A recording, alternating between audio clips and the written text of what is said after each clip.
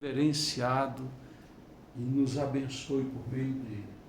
Esse é o nosso pedido, essa é a nossa oração, no nome de Jesus. Amém.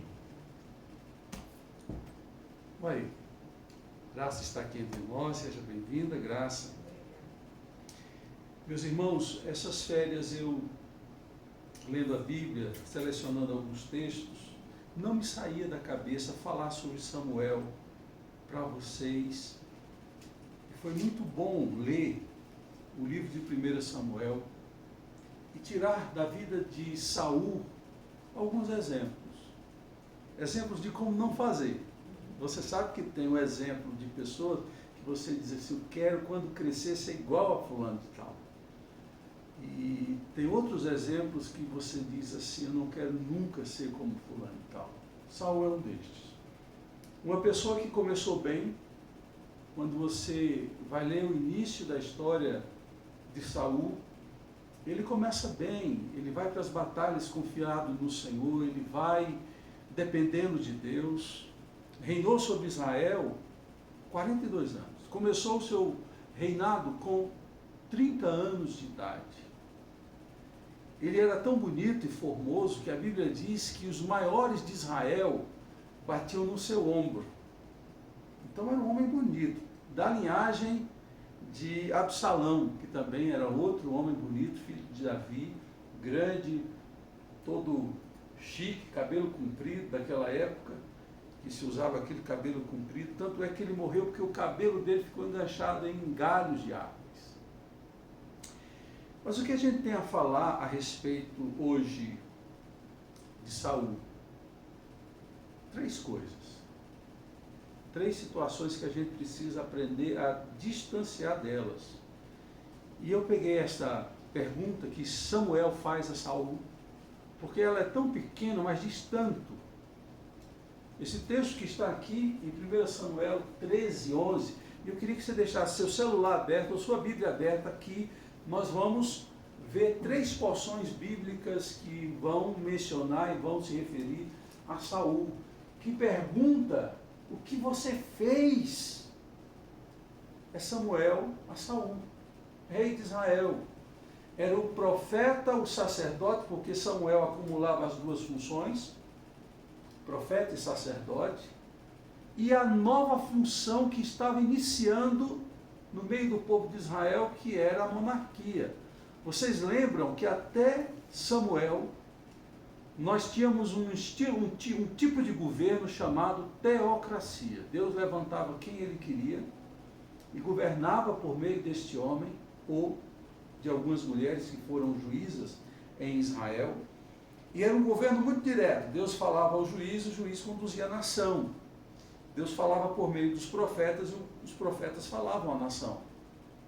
Até que o povo resolveu pedir um rei. O povo viu que as nações em derredor tinham reis. Por que eles não podiam ter reis? Isso acontece com a gente que segue Jesus. A gente quer seguir Jesus, amar Jesus, ter os propósitos de vida de Jesus, mas de vez em quando a gente olha assim, mas por que eu não posso fazer isso? Por que eu não posso fazer aquilo? Foi mais ou menos isso que aconteceu com o povo de Israel, e eles exigiram um rei. E Deus deu um rei a Israel, a contragosto, triste, porque a opção era de tirar Deus da história e de fazer com que um homem dirigisse a nação. Samuel se ressente. Se você for ler o texto, o primeiro livro de Samuel, você vai descobrir que Samuel fica ressentido. E Deus fala com Samuel, Samuel, por que estás triste? Eles não rejeitaram a ti, rejeitaram a mim.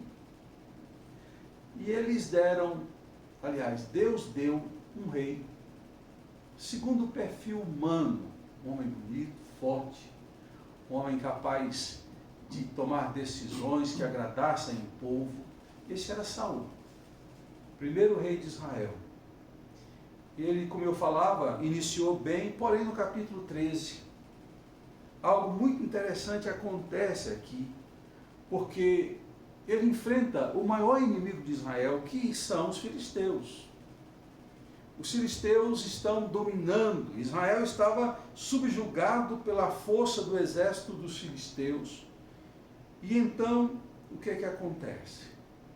Deus orienta Samuel por meio de... Deus orienta Saul por meio de Samuel para que fique 7 dias em uma localidade esperando para que Samuel viesse e oferecesse holocaustos e sacrifícios a Deus. Como eu falava, desde a instituição da monarquia em Israel, que começa com Saul, você tem 3 poderes em Israel. Você tem os profetas, você tem os sacerdotes e você tem o rei. Só que os 3 são independentes. Todos 3 são independentes. O profeta alertava quando o rei se desviava do caminho do Senhor. O sacerdote tinha a função de sacrificar e fazer a mediação entre Deus e os homens, e só o sacerdote podia fazer isso.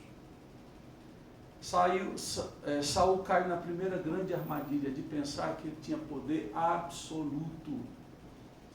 Na demora deste profeta chegar, que acumulava a função de profeta e sacerdote, Samuel, depois de 7 dias, o exército de Israel amedrontado, era um número pequeno comparado ao tamanho do exército dos filisteus, uma boa parte começa a debandar, desertar, e esse homem, com medo das consequências, ele age de forma errada, desobedecendo às funções.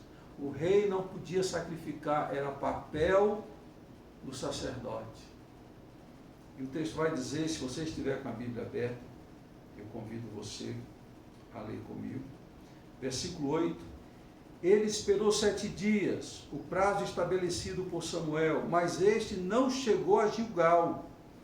E os soldados de Saul começaram a se dispersar, e ele ordenou: traga-me o holocausto e os sacrifícios da comunhão. Saul então ofereceu os holocaustos. Quando terminou de oferecê-lo, Samuel chegou e Saul foi saudado. Parece filme, né? Terminou de sacrificar, o homem chega, o sacerdote chega, o profeta chega. E ele diz assim: e agora? Aí vem essa pergunta célebre, porque no versículo 11, perguntou-lhe Samuel: o que você fez? E a resposta de Saul revela muito a respeito de Saul. E pode revelar muito a respeito de nós. É justamente nesse ponto que eu queria que você pensasse comigo.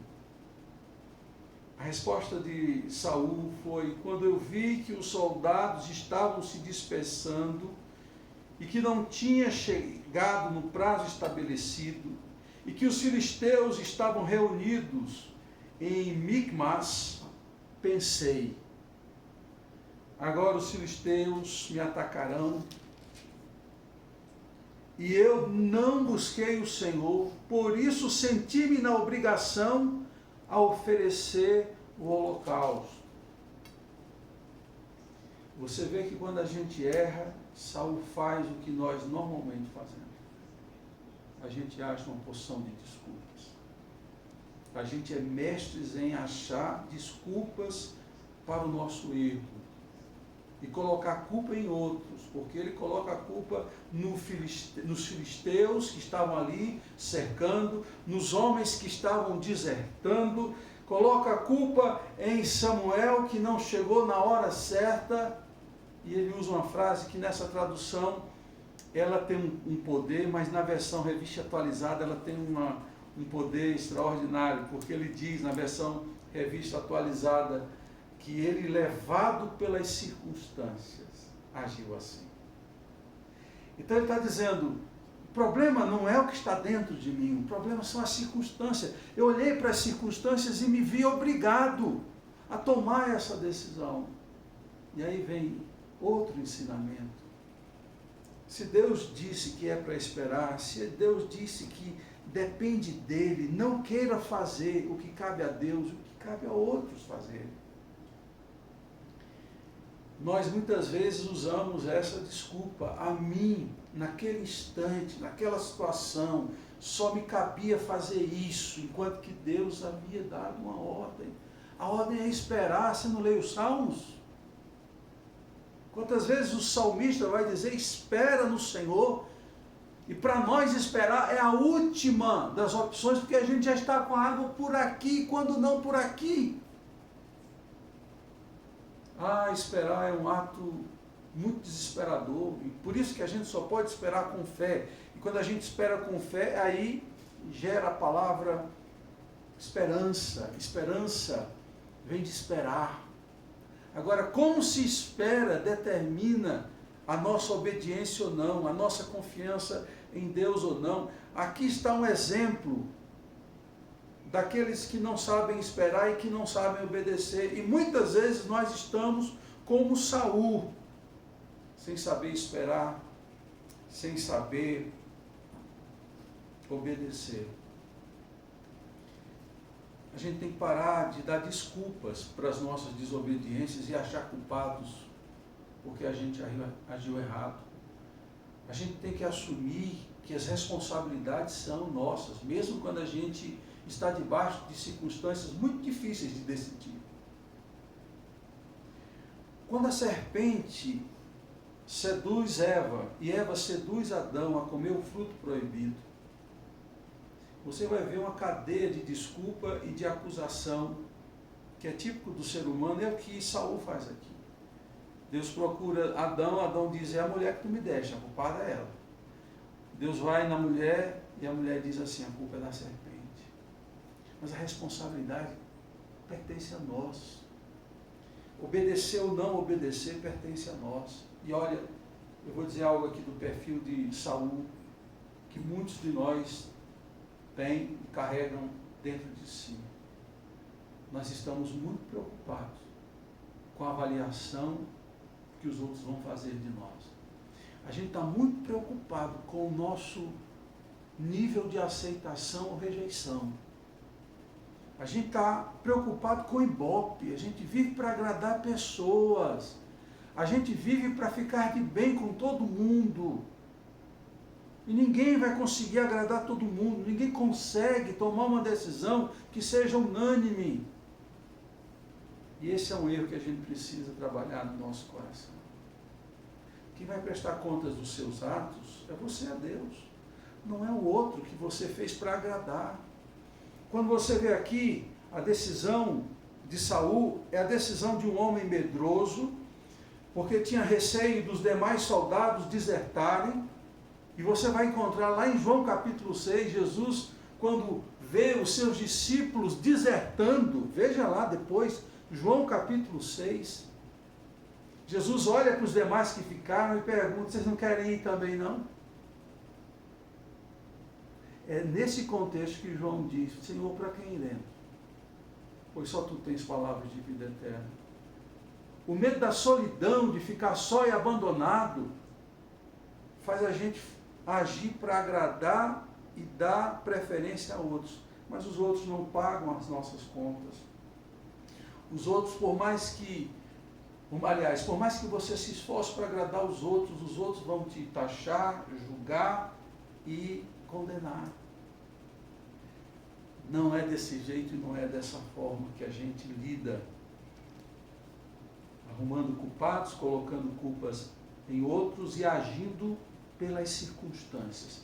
A gente age por princípios. E guarde isso. Se você não tem princípios, você vai ter que ter uma decisão para contextos parecidos ou diferentes. A depender da situação, você toma uma decisão. E isso não é agir por princípio. O que é um princípio? É uma regra de vida. É quando você resolve, eu vou ser assim, ético, eu vou ser obediente a Deus, eu vou respeitar os mais velhos, eu vou ser gentil. Você toma algumas decisões que são máximas da sua vida, a forma de ser. E essa forma de ser você vai aplicar dentro de todas e quaisquer situação ou circunstâncias. Então eu não vou tratar apenas bem a minha colaboradora, né? O pessoal não fala mais empregado não, é colaboradora. E vou tratar bem o porteiro do meu prédio e vou tratar bem alguém na rua. Não só aquele que me conhece que pode dizer, fulano tal é tão bom. Aquele que não me conhece, eu acho da mesma forma, eu estou tendo princípios de vida. Esse homem agia segundo as circunstâncias. E a gente não pode ser assim. Esse é o primeiro exemplo. Se você puder ir adiante comigo, chamo agora a sua atenção para o capítulo 15 de 1 Samuel. É um capítulo também que representa uma prova para Saul. Havia um grupo, e esse grupo era chamado de Amalequita, era um povo, primo de Israel. Eles eram primos. E quando Israel estava saindo do Egito, chegando perto da terra prometida, diz a Bíblia que os amalequitas fizeram ciladas para destruir e aniquilar o povo de Deus que estava prestes a entrar na terra prometida. Por causa disso, Deus disse, esse povo vai deixar de existir. E eles já haviam sido praticamente destruídos, e ele dá a Saul essa missão de aniquilar todos, os seus reis, todos os seus animais, tudo. E mais uma vez, Deus dá a vitória. E quando Samuel chega, Samuel sempre reprovava Saul. Capítulo 15, versículo 12, diz, de madrugada Samuel foi ao encontro de Saul, mas lhe disseram, Saul foi para o Carmelo, onde ergueu, preste atenção nisso aqui. Samuel foi para o Carmelo, onde ergueu um monumento em sua própria honra. E depois foi para Gilgal. Saul, né? Saul. Toda vez que você faz monumentos para a sua própria honra, alguma coisa está errada. Principalmente quando você detém um certo poder. E lembram que agora em Israel você tem 3 poderes. Quando ele se acha no direito de sacrificar no lugar do sacerdote, ele está querendo usurpar o poder do sacerdote. E quando ele agora faz monumento para a sua própria honra, a coisa se complica mais, porque esse homem é vaidoso. Esse homem precisa de afagos no seu próprio ego. Esse homem quer nome de ruas, ele vivo. Algo está acontecendo no coração de Saul, muito perigoso, e que pode acontecer no nosso coração. Então ele procura a própria honra, e Deus vai falar em Isaías que a glória dele ele não dá a outro. Ele não compartilha para nenhum ser humano. E Samuel no encalço dele. E quando Samuel chega, versículo 13, quando Samuel o encontrou, Saul disse,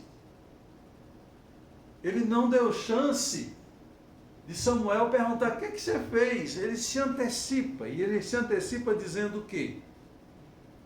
Ele vai dizer, no versículo de número 13, eu segui as instruções do Senhor. Samuel, porém, perguntou, então, com ironia, então que balido de ovelhas é esse que ouço com os meus próprios ouvidos? Que mugido de bois é esse que estou ouvindo? Aí vem Saul com a principal arma dele, a desculpa. Mais uma vez a desculpa. Nunca admissão de culpa, mas desculpa. Ele vai dizer para Samuel, e novamente a mesma artimanha de colocar a culpa nos outros. Os soldados os trouxeram dos amalequitas.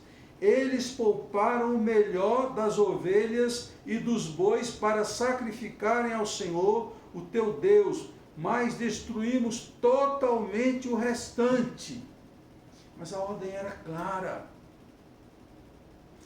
Tudo tem que ser morto. Não havia nenhuma ordem para pegar a nata, o melhor dos animais, o melhor dos jovens, os melhores dos guerreiros, nada. E ele coloca a culpa nos soldados. Quem era responsável, quem tinha autoridade era ele. E o pior de todas as desculpas é quando você coloca Deus no meio para justificar a sua ação. Eu era pastor em Taguatinga lá para o ano de 1996. Eu recebi uma jovem e ela foi contar para mim o drama dela. O drama dela é que ela havia engravidado de uma pessoa, mas ela orou a Deus. E ela teve uma revelação de que Deus autorizava ela a fazer o aborto. Eu falei assim, eu sei que a sua situação não é fácil. Eu sei que você pecou, errou, engravidou e agora está com essa situação difícil para resolver.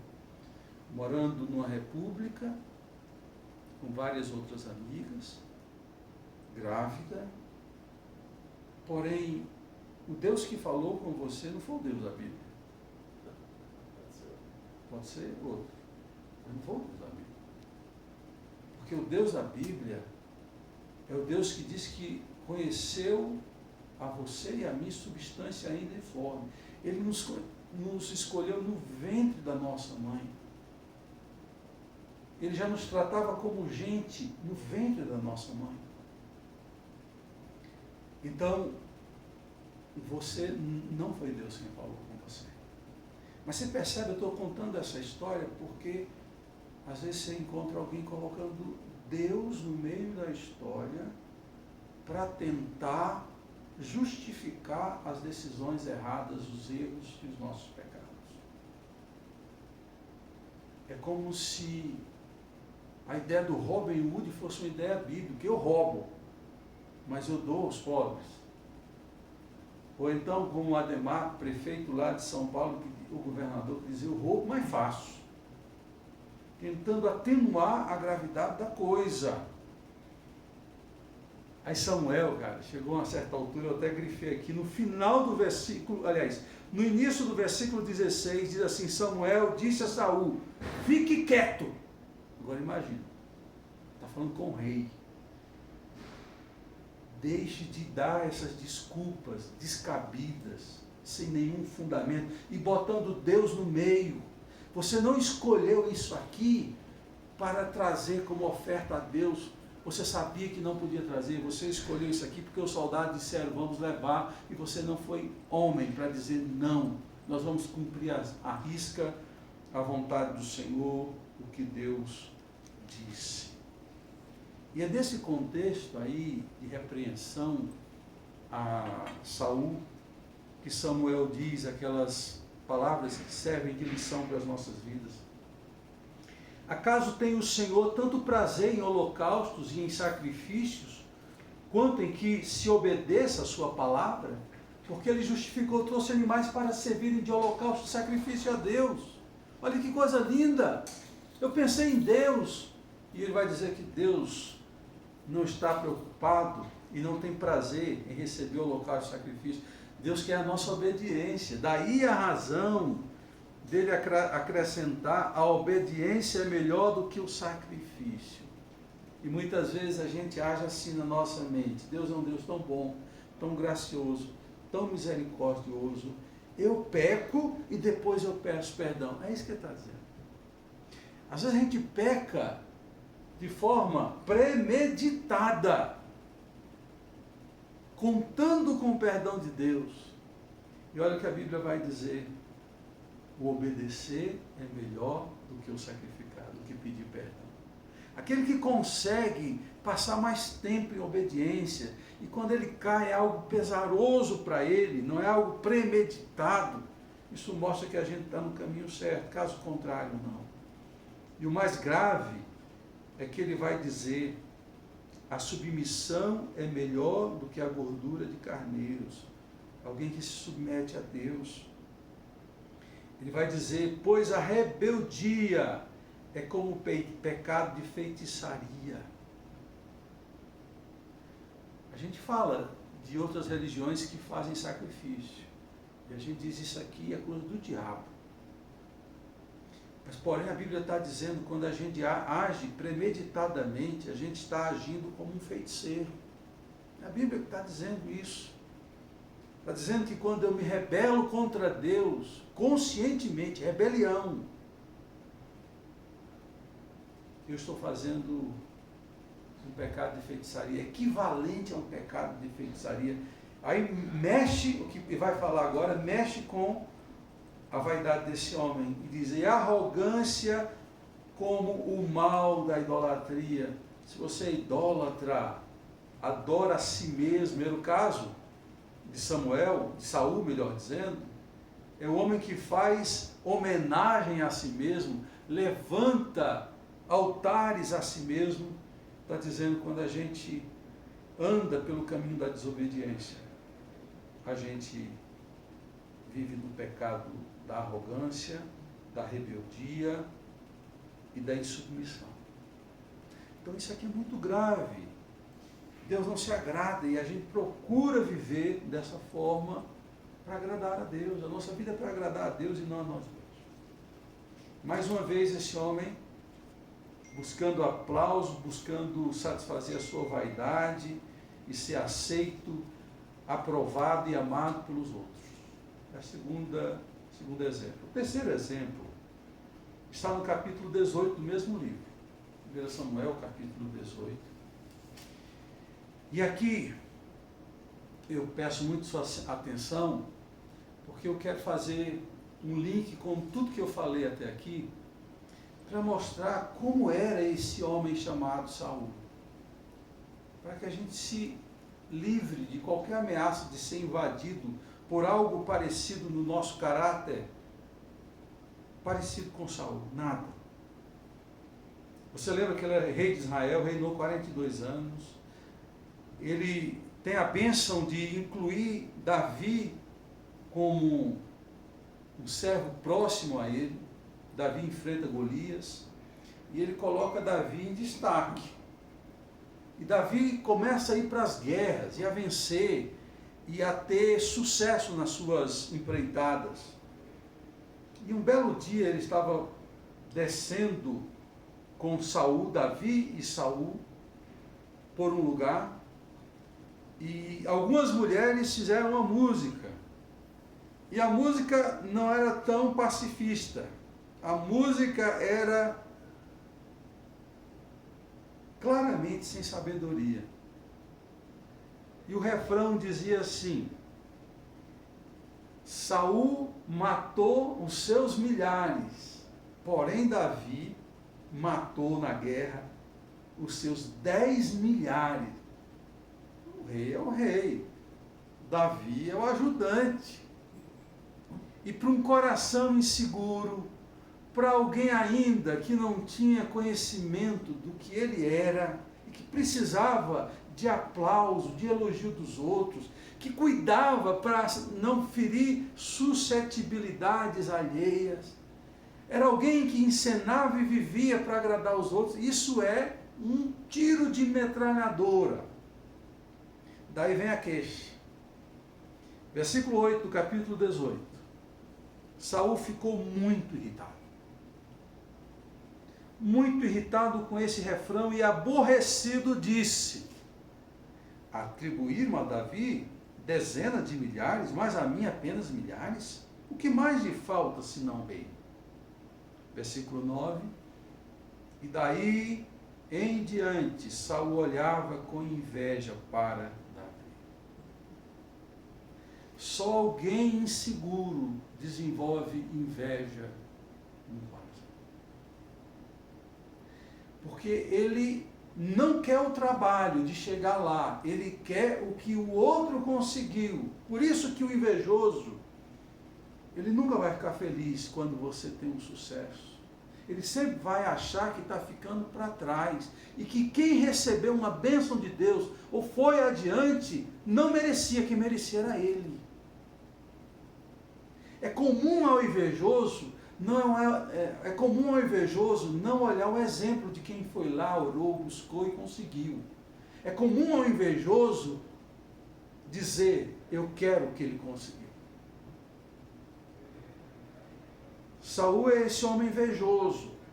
Saul é esse homem que fica inquieto e irritado quando o outro se dá bem, quando Deus resolveu abençoar quem estava do lado dele.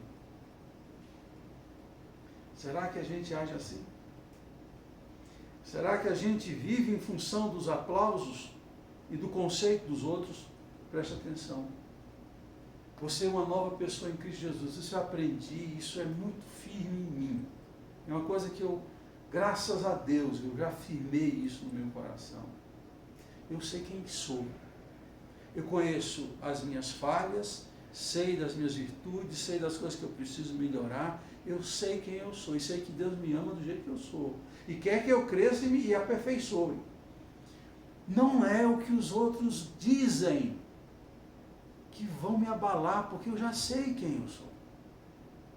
Até uma frase que eu usei certa vez aí na rede social, a frase dizia assim: estão falando mal de você.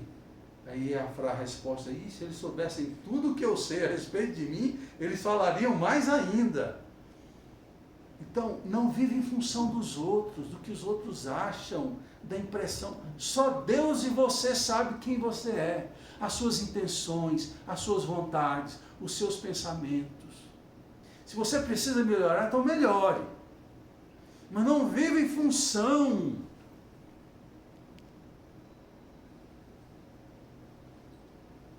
de agradar outros, de ser o que os outros querem que você seja, de entrar num papel que agrada aos outros. Você é o que você é, aquele que tem sombra e luzes, feitos e defeitos, que tem muito a dar e pouco também. Tem áreas que você não tem, você está num processo. Mas quando você sabe que Deus te conhece e você quer melhorar, você veste o seu papel de filho de Deus e na presença de Deus você confessa os seus pecados, procura trabalhar naquilo que você deve melhorar. E você não precisa encenar, porque Jesus falou dessa categoria aqui, hipócritas. Esse homem tinha suas emoções tão fragilizadas que, além de viver para agradar e em função dos outros, esse homem não conseguia ouvir um elogio para os outros. Elogios tinham que ser para ele. E, além do mais, ele desenvolveu inveja e instinto assassino. A gente pode matar no coração ou fisicamente as pessoas.